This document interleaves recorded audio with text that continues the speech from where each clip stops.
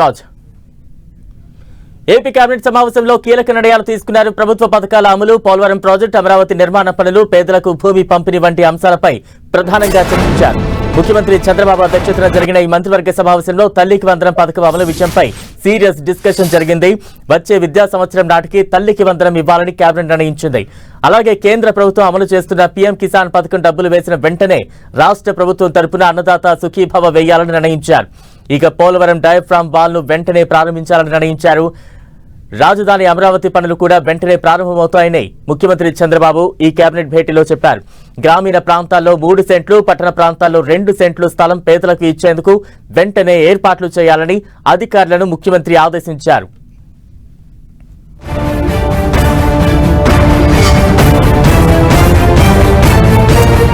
AP cabinet పలు కీలక నిర్ణయాలు తీసుకుని తాజా అప్డేట్స్ అందించేందుకు మా ప్రతినిధి విజయ్ చంద్రన్ సిద్ధంగా ఉన్నారు. విజయ్, ఏపీ కేబినెట్ ఈరోజు సమావేశమైంది. ఈ సమావేశంలో ప్రధానంగా కొన్ని కీలకమైన నిర్ణయాలు తీసుకోవడం జరిగింది. ఏపీ మార్కెట్కి సంబంధించి 700 కోట్ల రూపాయల రుణం తీసుకునేందుకోసం ఏపీ కేబినెట్ ఆమోదం తెలిపింది. ధాన్యం సేకరణ కోసం ఈ నిధులు ఉపయోగించున్నారు. ఇప్పటికే 6,000 కోట్ల రూపాయలు అదనంగా ఇచ్చేందుకు ఏపీ ప్రభుత్వం నిర్ణయం తీసుకోవడం జరిగింది. అంతేకాకుండా ఏపీ ఫెర్రో అలాయ్ సుంకం, విద్యుత్ సుంకం తగ్గింపునకు ఏదైతే ఉందో ఆ టారిఫ్ తగ్గింపునకు కేబినెట్ ఆమోదం తెలిపింది. ప్రభుత్వంకు అదనంగా తద్వారా 300 కోట్ల రూపాయలు భారం పడుతుంది. అంతేకాకుండా 62 నియోజకవర్గాల్లో 63 అన్నా క్యాంటీన్లు ఏర్పాటు చేసేందుకోసము ఏపీ కేబినెట్ నిర్ణయం తీసుకోవడం జరిగింది. ఇందుకోసం ఒక ప్రత్యేకంగా ఒక సొసైటీ ఏర్పాటు చేయాలని చెప్పేసి కేబినెట్ సమావేశంలో నిర్ణయం తీసుకున్నారు. అలాగే తోటపల్లి బ్యారేజ్కు సంబంధించిన కుడి ఎడమ వైపులా ఈ 3 మెగావాట్ల మినీ హైడర్ ప్రాజెక్టుల నిర్మాణం కోసము కేబినెట్ ఆమోదం తెలిపింది. కృష్ణానదికి దిగువ భాగంలో ఏదైతే ఈ రక్షణ గోడ పెండింగ్ నిర్మాణం ఏదైతే ఉందో దానికి సంబంధించినటువంటి నిర్మాణానికి కేబినెట్ ఆమోదం తెలిపింది. ఇందుకోసం అని చెప్పేసి 294 కోట్ల రూపాయలు ఖర్చు కానుంది. దీనికి సంబంధించినటువంటి నిధుల మంజూరుకు కేబినెట్ ఆపడం జరిగింది. అలాగే ఏపీ ఇండస్ట్రియల్ కారిడార్ డెవలప్మెంట్ కార్పొరేషన్కి సంబంధించి కడప జిల్లా కొప్పర్తికి సంబంధించి 2,595 ఎకరాలు, అలాగే కర్నూలు జిల్లాలో 2,621 ఎకరాలకు సంబంధించిన భూ బదలాయింపులకు కేబినెట్ ఆమోదం తెలిపింది. ఇందుకు స్టాంపు డ్యూటీ మినహాయించేందుకు కేబినెట్ ఆమోదం తెలిపింది. అలాగే అర్బన్ ల్యాండ్ సీలింగ్ భూములకు క్రమబద్ధీకరణకు సంబంధించి ఒక కీలకమైనటువంటి నిర్ణయం తీసుకోవడం జరిగింది.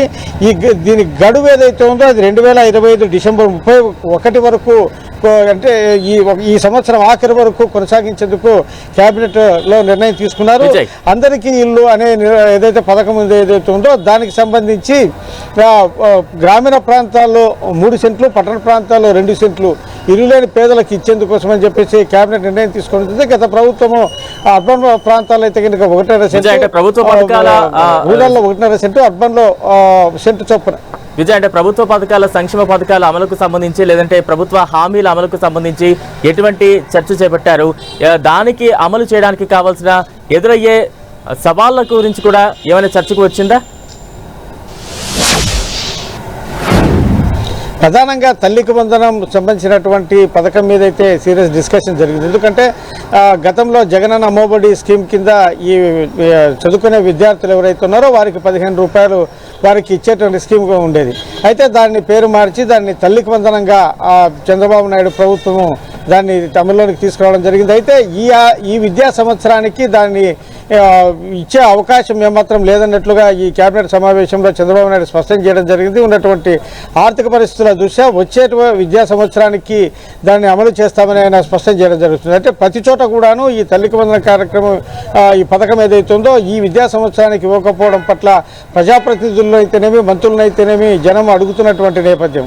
కాబట్టి గతంలో 15 రూపాయలు ఒక విద్యార్థికి ఇచ్చేవాళ్ళు. అయితే ఇప్పుడు ప్రతి విద్యార్థికి, చదువుకున్నటువంటి ప్రతి విద్యార్థికి 15,000 రూపాయల చొప్పున ఇస్తామని చెప్పేసి వీళ్ళు ఏదైతే సూపర్ 6 హామీల్లో ఇవ్వడం జరిగింది. అయితే ఈ విద్యా సంవత్సరానికి ఎగ్గొట్టడం పట్ల ప్రజల నుంచి, తల్లిదండ్రుల నుంచి కూడా తీవ్రమైనటువంటి నిరసన, అసంతృప్తి వ్యక్తం అవుతోంది.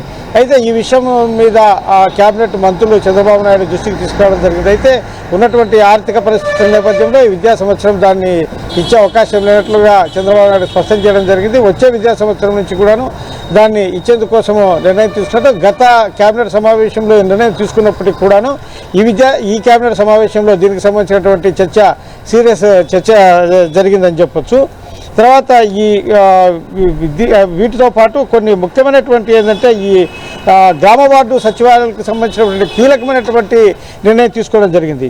దీంట్లో 2500 జనాభా కంటే తక్కువ ఉన్నటువంటి ఏదైతే గ్రామ వార్డు సచివాలయాల్లో 6 ఉద్యోగులు గాను, అలాగే 2500 నుంచి 3000 జనాభా ఉన్నటువంటి గ్రామ వార్డు సచివాలయాల్లో 7, అలాగే 3500 కంటే ఎక్కువ ఉన్నటువంటి గ్రామ వార్డు సచివాలయంలో 8 మంది ఉద్యోగులు వాళ్ళను అక్కడ పెట్టేట్లుగాను, తర్వాత ఎవరైతే టెక్నికల్గా ఆయా డిపార్ట్మెంట్లో అంటే వాళ్ళ చదువుకున్నటువంటి దాంట్లో నిష్ణాతులు ఉంటారో వారికి తగిన బాధ్యతలు అంటే ఫర్ ఎగ్జాంపుల్ ఏదైతే అగ్రికల్చర్ బీఎస్సీ చేసినటువంటి వారి సేవలను అగ్రికల్చర్ లోన్ అట్లా ఉపయోగించుకునేట్లు నిర్ణయం తీసుకోవడం జరిగింది. దానికి సంబంధించిన విధి విధానం రూపొందించాల్సి ఉంది.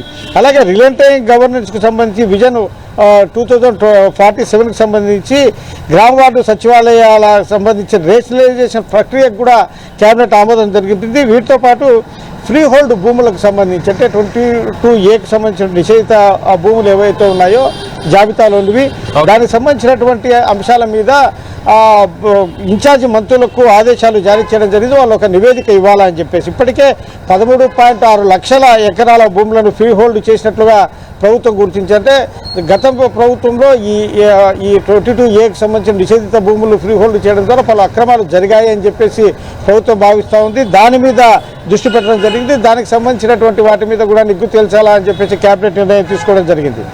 Right, thank you Vijay.